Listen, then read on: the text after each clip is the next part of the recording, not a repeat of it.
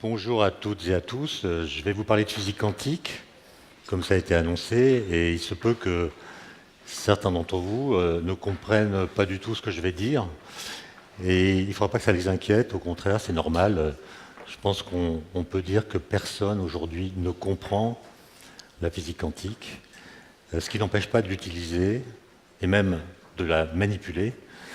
Et je vais essayer de vous expliquer donc de la façon la plus compréhensible d'où vient que c'est incompréhensible. Voilà. Et avant, je vais vous raconter l'histoire d'un livre dans une bibliothèque. Imaginez que vous soyez dans une bibliothèque municipale, une médiathèque, vous circulez dans les travées et vous finissez par repérer dans un rayonnage un livre qui vous intéresse. Donc vous notez les références, puis vous vous dirigez vers le bibliothécaire en indiquant ces références et en précisant que vous souhaiteriez emprunter ce livre. Le bibliothécaire regarde dans son catalogue et constate que la référence que vous lui avez donnée n'y figure pas. Quelle sera votre réaction? Je pense que vous direz que le livre étant bien là, vous l'avez vu, c'est un élément de réalité. Et si le catalogue n'en fait pas mention, c'est qu'il est incomplet. Mais il y a une autre réaction possible, plus originale, qui consisterait à faire confiance au catalogue et à se dire finalement, si le livre n'est pas indiqué dans le catalogue, c'est peut-être qu'il n'existe pas. Et donc, vous qui croyez l'avoir vu dans la travée, dans un rayonnage, avez peut-être été victime d'une hallucination, ou peut-être avez-vous rêvé d'un livre qui n'existe pas. Alors, je vous demande de vous souvenir de cette histoire lorsque j'évoquerai le débat qu'il y a eu autour de la physique quantique entre Albert Einstein et un autre grand physicien qui s'appelle Niels Bohr. Débat qui portait justement sur la complétude de la physique quantique, et c'est un débat analogue à la question de savoir si le catalogue de la bibliothèque était complet ou non, et ça interroge donc le concept de réalité. Qu'est-ce qui existe finalement? Est-ce qu'il existe des choses que la théorie ne précise pas, ou est-ce que la théorie est suffisante pour décrire les phénomènes? Alors, la révolution quantique, car c'en est une, s'est constituée dans les années 20 du siècle dernier, à une époque où les données sur la matière et ses interactions, par rapport à aujourd'hui, étaient quasiment inexistantes. Dans les années 20, qu'est-ce qu'on connaissait de la matière? Qu'est-ce qu'on connaissait en termes de particules élémentaires? Le proton, l'électron, le photon, particule de matière, tout juste, et puis c'est tout. Et en termes d'interaction fondamentale, on connaissait la gravitation, l'électromagnétisme, pas encore les forces nucléaires. Et ce qui est extraordinaire, c'est que des jeunes gens, Heisenberg, Paoli, Dirac et quelques autres, ont élaboré un formalisme qu'on utilise encore aujourd'hui et qui a résisté à toutes les nouvelles données acquises au cours du XXe siècle. On a découvert le neutron, on a découvert les interactions nucléaires, on a découvert les quarks, le boson de Higgs, et aucune de ces découvertes fondamentales ne remet en cause les principes énoncés dans les années 20 du XXe siècle. Alors la physique quantique, d'abord, c'était une révolution dans la façon de décrire les objets physiques. Et puis, elle a donné lieu à un nombre incroyable de découvertes et aussi à de multiples applications technologiques. Et dans les années 80, elle a abouti à une découverte expérimentale dont elle avait elle-même donné l'indication, qu'on appelle la non-séparabilité quantique ou l'intrication quantique.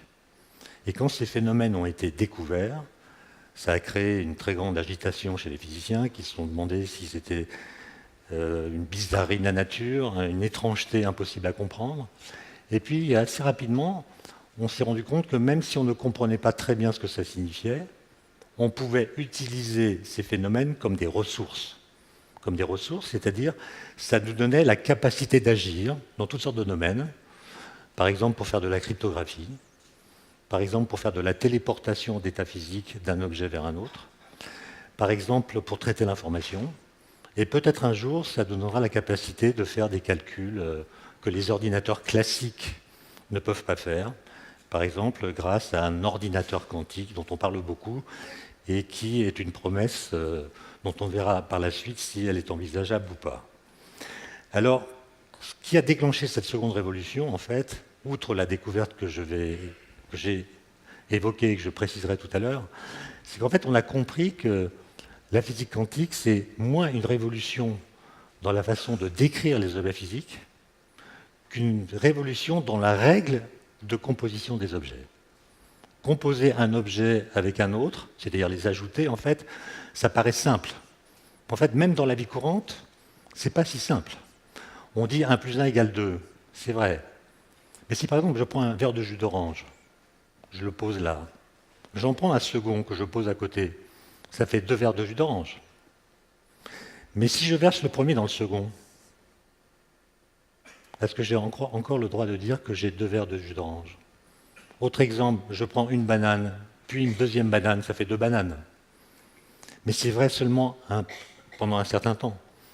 Car si j'attends trop longtemps, arrivera un moment où les bananes ne ressembleront plus à des bananes. Donc même dans la vie courante, la composition des objets n'est pas une affaire si simple qu'on le croit. Et dans le monde quantique, c'est pire. Un photon plus un photon, ça peut faire un seul système quantique. Parfois, ça en fait 2. En fait, ça dépend de l'histoire des photons et ça dépend surtout de ce que l'observateur veut faire avec ces photons. Autrement dit, la réponse à la question comment un photon se compose avec un photon dépend de l'expérience qu'on réalise avec ce ou ces photons. Autrement dit, la composition et les règles qui lui sont associées dépendent du contexte. Alors, pour expliquer ce qu'est la physique quantique, je vais commencer par le début de l'histoire, c'est-à-dire la naissance de la physique moderne, avec Galilée, Descartes, Newton et quelques autres.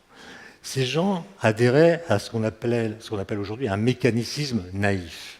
C'est-à-dire qu'ils pensaient que pour décrire le monde physique, les objets physiques, il fallait utiliser des concepts familiers, dont Descartes, par exemple, pensait qu'ils étaient même innés, qui sont les concepts de figure, de position, de mouvement.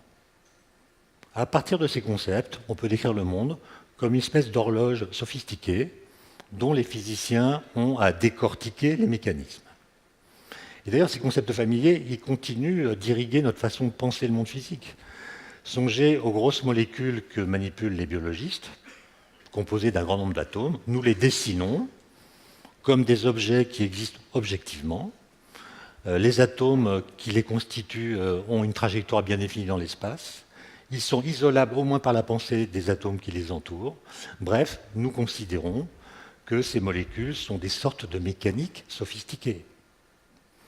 Eh bien, ce mécanicisme naïf a été détrôné au début du XXe siècle parce que l'un de mes professeurs, qui s'appelait Bernard d'Espagna, a appelé l'einsteinisme.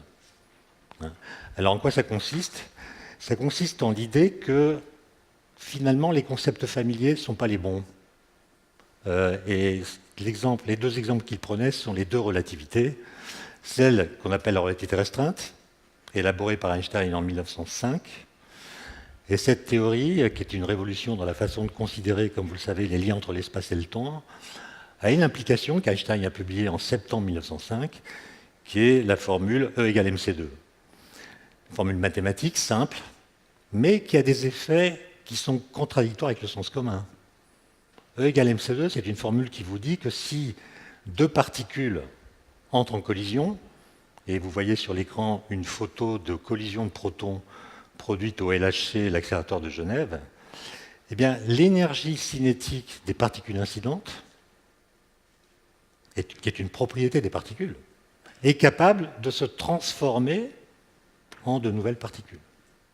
Donc c'est une formule qui vous indique qu'une propriété d'objet peut devenir elle-même un objet. C'est comme si je vous disais que la hauteur de la tour Montparnasse peut se transformer en tour Eiffel. Donc c'est un phénomène qui viole le sens commun et qui montre que les bons concepts pour décrire le réel ne sont pas les concepts familiers, sont des concepts mathématiques, ou du moins ce sont les mathématiques qui nous donnent les bons concepts. Autre exemple, la relativité générale, qu'Einstein publie en 1915, nouvelle théorie de la gravitation, qu'on utilise d'ailleurs aujourd'hui de la même façon, ce sont les mêmes équations qui aujourd'hui permettent de faire de la cosmologie scientifique. Et cette théorie révolutionnaire explique que la gravitation n'est pas une force qui s'exerce dans l'espace entre les objets, comme on l'apprend à l'école, La gravitation n'est plus une force, c'est une déformation de l'espace-temps, induite par les objets qui sont présents dans l'espace-temps et par l'énergie qu'il contient, de sorte que, au lieu de penser que, par exemple, quand un corps tombe, c'est parce qu'il est attiré par la Terre, il faut imaginer qu'en réalité, la Terre déforme l'espace-temps dans son voisinage, et les objets que nous voyons tomber, en réalité, vont en ligne droite en suivant un toboggan dans un espace-temps déformé. Là encore, on a une idée de la gravitation qui est complètement contre-intuitive et qu'on ne peut comprendre que grâce à des calculs utilisant eux-mêmes des concepts mathématiques sophistiqués. Et donc l'einsteinisme, c'est l'idée que pour comprendre le monde, il faut s'appuyer sur des mathématiques abstraites, adaptées aux problèmes qu'on veut résoudre. Et ce que je vais vous montrer, c'est que la physique quantique, au grand dam d'Einstein lui-même, a obligé à rompre, ou en tout cas à dépasser l'einsteinisme. Alors comment est-ce que ça s'est produit? En physique classique, la physique classique, c'est celle d'avant la relativité et la mécanique quantique, donc c'est la physique qui va du XVIIIe au XIXe siècle. On considère qu'il y a deux sortes d'objets physiques. Il y a les corpuscules, et puis il y a les ondes. Est-ce qu'il existe une expérience qui permette de distinguer les ondes des corpuscules? Oui, c'est l'expérience fameuse des fentes Young, comme on l'appelle. Donc il y a une plaque percée par deux fentes. On peut envoyer sur cette fente des corpuscules, des petits grains de matière si vous préférez. Ils passent ou ils passent par l'une des deux fentes. Et ce qu'on recueille sur l'écran, eh bien, c'est deux bandes. Une qui correspond aux particules, aux corpuscules qui sont passés par la première fente, la seconde qui correspond aux particules qui sont passées par la seconde fente. Bon. Si maintenant, au lieu de prendre des corpuscules, je prends l'autre catégorie d'objets de la physique classique, c'est-à-dire des ondes, les ondes sont capables de s'ajouter entre elles. Comme vous savez, une onde électromagnétique plus une onde électromagnétique, c'est encore une onde électromagnétique. Et donc, dans le même dispositif expérimental, si j'envoie une onde, eh bien, les ondes traversent par les deux fentes, et puis derrière, elles vont se superposer l'une à l'autre, soit de façon constructive, soit de façon destructive, de sorte que sur l'écran, on verra apparaître des franges dites d'interférence, sombres ou brillantes, qui sont la manifestation du fait que les ondes sont capables de se superposer les unes aux autres, au sens où leurs amplitudes peuvent s'ajouter les unes aux autres. En fait, ce qui a déclenché la mécanique quantique, entre autres choses, c'est une expérience dont les lecteurs de la revue Physics World en 2002 ont déclaré par vote qu'elle avait été l'expérience la plus importante et la plus belle aussi de toute l'histoire de la physique.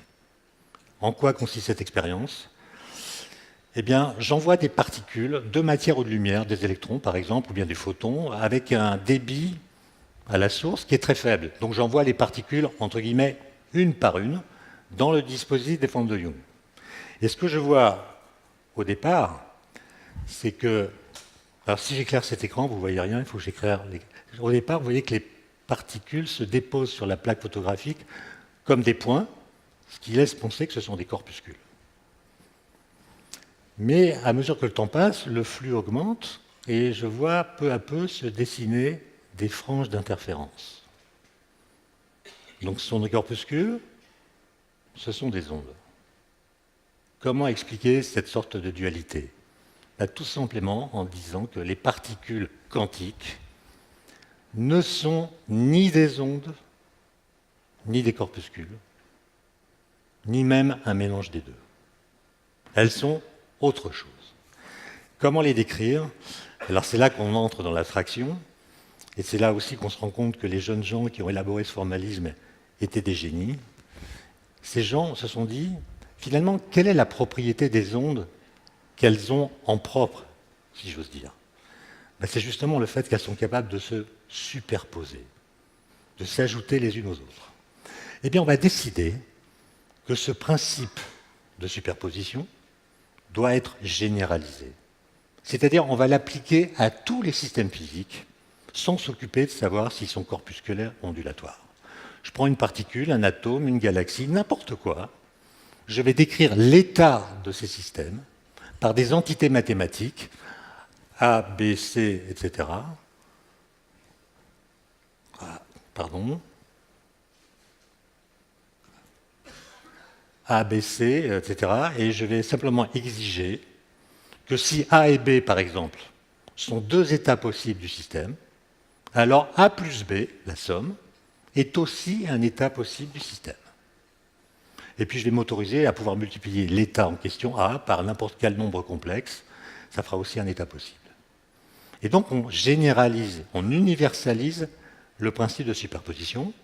Et vous vous souvenez, quand on, peut-être de cours de classe terminale, une structure dans laquelle on peut ajouter les éléments qui la composent, c'est ce qu'on appelle un espace vectoriel. Donc le seul fait de dire les états peuvent s'ajouter signifie qu'on les décrit par des vecteurs, éléments d'un espace vectoriel. Et donc on va dire que A, B, C, etc. sont les vecteurs d'état des particules ou des objets qui nous intéressent. Et en fait, ces espaces vectoriels, on les appelle des espaces de Hilbert, du nom d'un grand mathématicien qui a collaboré à leur définition. Et en fait, ils apparaissent comme des structures mathématiques qui permettent la cohabitation de plusieurs alternatives mutuellement exclusives. Par exemple, si A, c'est l'électron ici, si B, c'est l'électron là, A plus B, c'est quelque chose qui a l'air de faire cohabiter deux possibilités qui sont mutuellement exclusives. Et donc, le seul fait de coller un vecteur d'état sur le dos des objets quantiques va nous plonger dans un enfer ontologique et poser des tas de questions d'interprétation sur le lien qu'il y a entre l'espace des représentations des systèmes et l'espace physique dans lequel on fait les expériences. Et ce débat autour de l'interprétation de la mécanique quantique a démarré en 1927. Aujourd'hui, il n'est pas clos, mais il y a eu des résultats fondamentaux qui ont permis d'avancer dans son traitement. Alors pourquoi est-ce que le débat rend la chose en fait incompréhensible? Voilà, je vais prendre un électron. Un électron, c'est une particule qui, comme beaucoup d'autres, a ce qu'on appelle un spin. Le spin, c'est un moment cinétique intrinsèque, c'est une sorte de rotation sur lui-même, même si cette image en fait est fausse, mais c'est juste une façon de parler. Et en fait, quand vous mesurez le spin d'un électron, vous trouvez soit une certaine valeur positive, quand vous le mesurez dans une certaine direction, vous trouvez soit plus 1,5 dans une certaine unité, soit moins 1,5. Jamais autre chose. Et donc, vous allez dire, un électron, il est soit dans l'état A, si son spin est vers le haut, soit dans l'état B. Et là, donc je l'envoie dans un canal grand I, et là j'ai un dispositif qui est tel que si l'électron est dans l'état A, il va aller dans le canal grand A, et s'il est dans l'état B, il va aller dans le canal grand B. D'accord? Alors je dois aussi préciser dans la description de l'état de la particule l'endroit où elle se trouve. Donc le dispositif qui est là, il envoie un électron qui est dans l'état interne, spin A, dans le canal grand I, il l'envoie dans le canal grand A avec le même état interne petit a, et si au contraire il est dans l'état B, ça l'envoie dans le canal grand B. Okay. Maintenant, que dit la mécanique quantique? Je peux ajouter les états. Donc si je peux faire un électron dans AI et un autre dans BI, je peux faire un électron dans A plus BI. Que va devenir cet électron? J'ajoute les trucs, ça donne A grand A plus B grand B. Le problème d'interprétation de la physique quantique, c'est que personne ne sait ce que veut dire ce terme. Vous pourriez dire, mais en fait, quand l'électron arrive ici, il est sommé de choisir. Soit il se met dans l'état interne petit a et il va dans le canal grand A, soit il se met dans l'état interne petit b et il va dans le canal grand B. Mais si c'est vrai, alors je peux imaginer d'envoyer plein d'électrons dans ce dispositif, je referme les deux canaux dans un canal I'. Donc si j'ai raison, il y a des électrons qui vont passer là, dans l'état A, se retrouver ici dans AI', et puis les autres vont passer là et se retrouver dans le canal I', dans l'état BI'. Donc si on fait leur choix ici, ça voudrait dire que dans le canal I', j'ai un mélange entre deux populations d'électrons, certains qui sont dans l'état A et les autres qui sont dans l'état B. Donc dans le canal I', les électrons ont un état interne bien défini. Et en fait, ce que montrent les calculs, assez simples, c'est que vous n'avez pas le droit de raisonner de cette façon, parce que si vous faites cette hypothèse, eh bien, la valeur moyenne de certaines observables, selon que vous considérez que c'est un mélange, ou selon que vous considérez que c'est une superposition, ne donnera pas le même résultat. Conclusion, vous n'avez pas le droit de dire qu'un électron dans l'état A plus B est un électron qui mélange lui-même les deux possibilités. Que dit la physique quantique? Eh bien, elle dit simplement que si vous mettez un détecteur ici qui mesure l'état interne de la particule, quand elle est dans cet état, vous avez une chance sur deux de la trouver ici, et vous avez une chance sur deux de la trouver là. Autrement dit, le fait de faire la mesure va modifier l'état du système. Au départ, c'était la somme de deux possibilités. Le fait de faire une mesure n'actualise qu'une seule de ces deux possibilités. La somme devient un seul terme. On parle de réduction du paquet d'ondes. D'accord ? Alors Einstein, quand il voit ça, évidemment, lui qui est un réaliste, Einstein, il pense que faire une mesure sur un système, c'est une opération passive. C'est une sténographie. Quand vous mesurez la propriété d'un objet, vous obtenez un résultat qui aurait eu la même valeur si la mesure n'avait pas été faite. Une mesure, c'est un enregistrement de propriétés qui sont déjà définies. Or là, la mesure change l'état du système. Vous faites une mesure dans l'espace physique où vous êtes, à 3 dimensions, et ça modifie un vecteur dans l'espace de Hilbert abstrait au sein duquel vous représentez l'état physique. Comment c'est possible? Donc Einstein se dit, c'est simple. Si je trouve l'électron là, avec l'état interne petit a, c'est que immédiatement, ou plutôt quelques fractions de secondes avant la mesure, il était déjà dans cet état. Mais la physique quantique, non, vous dit avant il était comme ça. Il n'était pas dans AA, il était dans AA plus BB. Conclusion d'Einstein, la physique quantique est incomplète, comme le catalogue de la bibliothèque. C'est-à-dire qu'il y a des paramètres cachés que la physique quantique ne prend pas en compte, qui, s'ils existaient, et s'ils nous étaient connus surtout, nous permettraient de prédire à coup sûr dans quelle branche de ce dispositif sera détecté l'électron. Nous ne connaissons pas ces paramètres, mais ils existent. Donc la physique quantique est incomplète, puisqu'il lui manque des informations sur ce que nous pourrions connaître de l'état du système. D'accord ? Et en fait, c'est cette façon de penser qui va être démentie par l'expérience des années 80 dont je vais parler. En fait, la physique quantique, elle donne raison à cet aphorisme de Yogi Berra. Yogi Berra, ce n'est pas un physicien, c'est un joueur de baseball. Grand joueur de baseball qui est décédé il y a quelques années, qui a été entraîneur et qui était connu pour, disons, stimuler ses joueurs en leur sortant des aphorismes paradoxaux. Comme par exemple, n'oubliez jamais d'aller aux obsèques de vos amis, sinon ils ne viendront pas aux vôtres. Et celle qui correspond à la situation quantique, c'est quand ta route te mène à un embranchement, prends-le. D'accord ? Ce qui veut dire que dans cette situation, le vecteur d'état de la particule, il prend les deux embranchements. En fait, il se délocalise. D'accord ? Et c'est ça qu'Einstein ne pouvait pas accepter. Et donc, en fait, Einstein a commencé à attaquer, non pas l'exactitude de la physique quantique. Einstein n'a jamais critiqué la physique quantique au sens où elle donnerait des prédictions fausses. Jamais.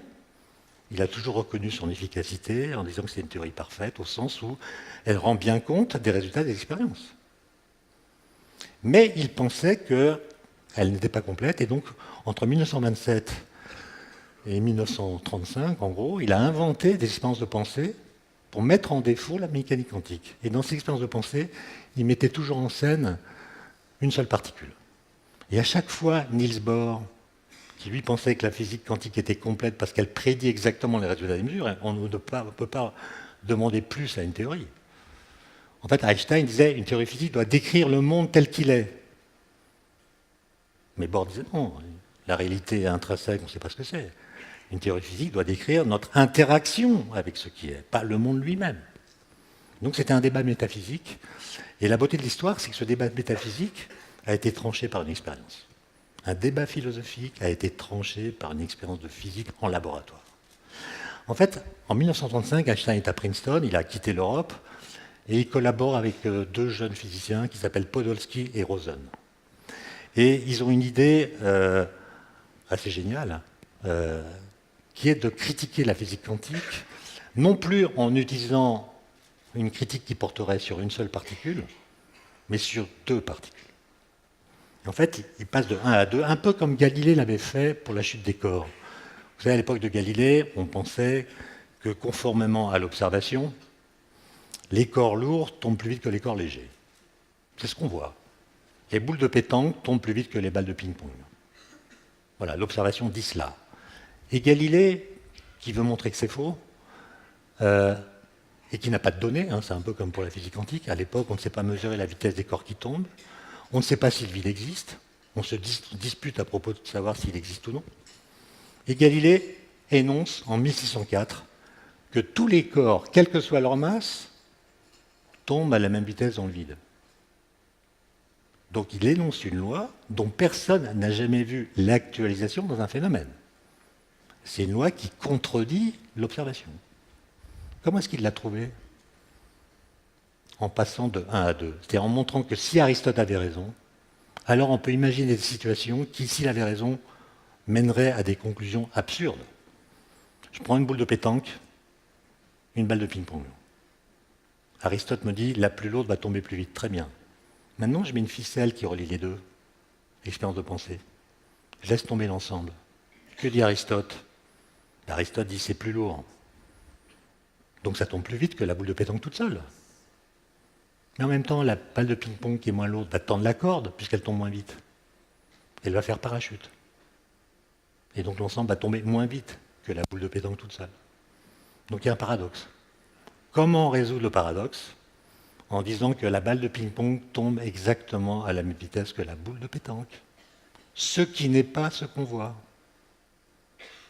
Et donc une expérience de pensée oblige à réinterpréter l'observation pour montrer comment une loi qui la contredit l'explique quand même. En disant, il y a d'autres forces que la gravitation, résistance de l'air, poussée d'Archimède, et ce sont elles et seulement elles qui sont responsables de la différence de vitesse que nous observons entre les objets les plus lourds qui tombent et les objets les plus légers. Donc vous voyez comment la physique se construit, en fait, contre le sens commun et surtout contre l'observation.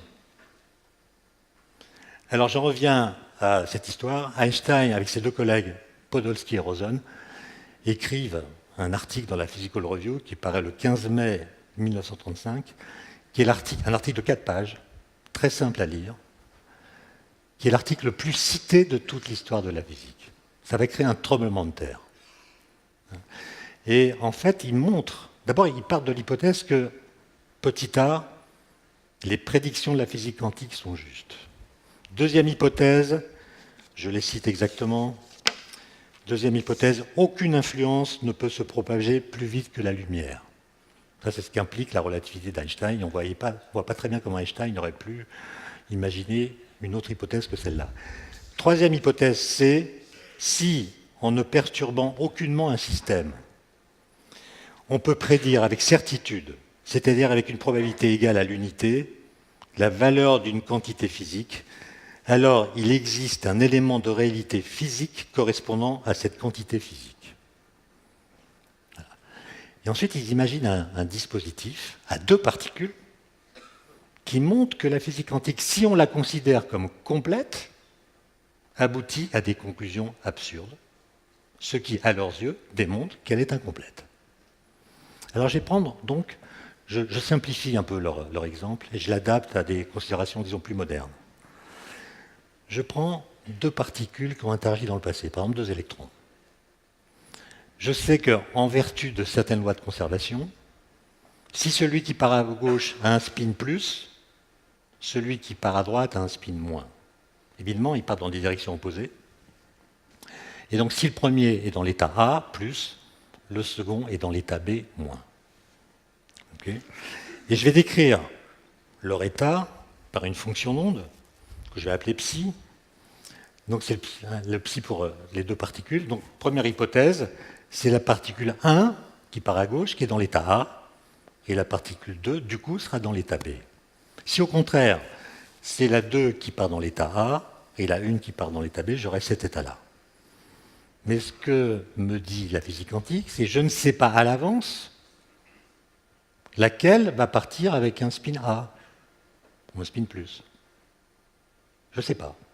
Comme je ne sais pas, je dois ajouter les fonctions d'onde. Je dois faire jouer le principe de superposition, de sorte que la fonction d'onde de la paire, formée par les deux électrons, c'est la somme des deux fonctions d'onde dans lesquels les états internes des particules étaient bien déterminés. Là, je pouvais dire que la 1 avait l'état A, la 2 avait l'état B, mais quand c'est une superposition qui se met à jouer, je ne sais plus. Je ne sais plus laquelle est partie avec le spin A, ni laquelle est partie avec le spin B. Que dit la physique quantique? Qu'il faut faire une mesure. Il faut faire une mesure. Si je fais une mesure, par exemple, j'ai trouvé que c'est le 1 qui a l'état interne petit a. Donc, aussitôt après la mesure, la fonction de la paire va se réduire à ce terme. Celui-ci va disparaître. Il y aura la réduction du paquet d'ondes dont j'ai parlé. Donc la mesure va faire que, alors qu'avant la mesure, l'état de l'électron n'était pas déterminé, après la mesure, par hasard, c'est l'une des deux possibilités qui va s'actualiser. Par exemple, c'est la particule 1 qui va se trouver dans l'état A. Ce qui veut dire qu'aussitôt, quelle que soit la distance qui sépare les deux particules, l'autre va se mettre dans l'état B, instantanément. Et évidemment, cette expérience, telle que la physique quantique l'a décrit, viole la localité, le point B de l'argumentation de l'article EPR. EPR, c'est les 3 initiales de Einstein, Podolsky, Rosen. D'accord? Ça veut dire qu'il doit y avoir, selon Einstein, transmission d'un signal à une vitesse infinie, qui, dès que la particule 1 se met dans l'état A, va dire immédiatement à l'autre, moi je me suis mis dans A, tu dois te mettre dans B. D'accord? Pour Einstein, c'est inconcevable, c'est pas possible, etc. Donc c'était un débat en fait philosophique. Niels Bohr, quelques semaines plus tard, après une succession de nuits blanches, va répondre à Einstein, à l'article PR, par un article dans la même revue qui porte le même titre. Est-ce que la mécanique quantique peut être considérée comme complète? Réponse d'Einstein et de ses deux collaborateurs, non.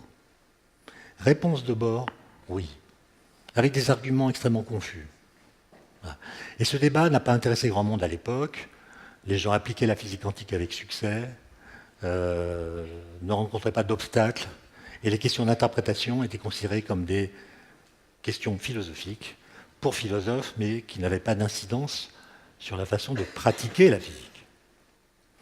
Puis en fait, en 1964, alors qu'Einstein et Bohr étaient tous les deux décédés, un physicien théoricien du CERN, irlandais, qui s'appelle John Bell, a voulu tirer cette affaire au clair. Et il a pris une année sabbatique pour réfléchir à ces questions. Au départ, il était partisan du réalisme einsteinien, c'est-à-dire il pensait que les particules emportent avec elles leurs propriétés localement, et donc on peut toujours considérer que dans certaines situations, deux événements ne peuvent pas s'influencer mutuellement à distance. Quand? Quand la distance qui les sépare dans l'espace est suffisamment grande, et quand la durée qui les sépare dans le temps est suffisamment petite pour que la lumière n'ait pas le temps de connecter le premier au second. Donc, John Bell était d'accord avec Einstein pour dire que la physique doit décrire les objets localement, c'est-à-dire comme s'ils portaient en eux-mêmes les propriétés qui sont celles qu'on mesure lorsqu'on effectue une mesure sur eux. Bon. Simplement, il avait remarqué une chose, c'est que les physiciens comme Dobroj ou David Bohm et quelques autres, qui avaient essayé de compléter la physique quantique en lui ajoutant des paramètres cachés dans le sens que préconisait Einstein, toutes ces théories alternatives étaient non locales. Non locales, c'est-à-dire ne respectaient pas le critère de localité que je viens d'énoncer. Et donc John Bell s'est demandé, mais est-ce que c'est une propriété particulière des théories alternatives qui ont été élaborées jusqu'à maintenant? Ou est-ce que c'est une propriété obligatoire? C'est-à-dire, si on suppose que les prédictions de la physique quantique sont justes, est-ce qu'on est obligé d'admettre que par voie de conséquence, la localité n'est pas respectée?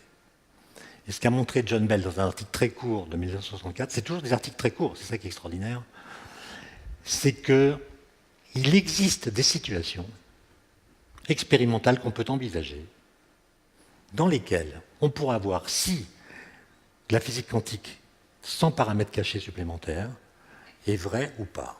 Il existe des situations qui montrent qu'une théorie à variable cachée qui compléterait la physique quantique donnerait des résultats d'expérience différents de ceux de la mécanique quantique telle qu'elle est, c'est-à-dire sans paramètres cachés. À l'époque, aucun moyen ne permettait de faire ces expériences. Puis les lasers ont été mis sur pied, et à partir des années 70, des gens avec des photons, donc produits par des lasers, ont commencé à tester ce qu'on appelle les inégalités de Bell, du nom de ce physicien. Et l'expérience qui a vraiment conclu l'affaire a été menée en 1980 par l'équipe d'Alain Aspect à l'Institut d'optique à Orsay, puis a été reproduite avec des variantes dans les années qui ont suivi, et qui ont établi un fait, et ces expériences ont établi un fait expérimental. Ceux qui étaient vivants en 1981 se souviennent que ce résultat a fait la une de tous les journaux pendant plusieurs jours, plusieurs semaines même, avec une intensité médiatique bien supérieure à celle qu'on a pu connaître au moment de la découverte du boson de Higgs ou des ondes gravitationnelles. Ça a produit un véritable choc, puisque les expériences ont montré que c'était la physique quantique qui avait raison. C'est-à-dire que deux particules qui ont interagi dans le passé demeurent corrélées très fortement, plus fortement que ce qu'aucune corrélation classique ne permettrait d'expliquer, quelle que soit la distance qui les sépare. Et donc par la pensée, vous n'avez même pas le droit de les penser comme deux particules séparées. Dans le fait, elles ne forment qu'un seul système. Et faire une mesure sur ce système, à quelque endroit de l'espace que ça se passe, c'est faire une mesure sur l'ensemble du système et non pas sur une des composantes du système.